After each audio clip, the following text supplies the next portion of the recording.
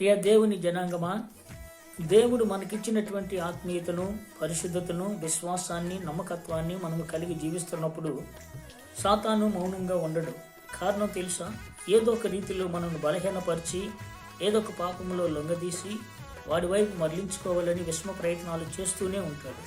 అయితే దేవుడిచ్చినటువంటి పరిశుద్ధతను, నమ్మకత్వాన్ని మనం ఎప్పుడైతే దృఢమైనటువంటి విశ్వాసంలో బలంగా ఉంటామో ఆ పరిస్థితుల్లో దేవుడు మనకి తోడుగా ఉంటాడు.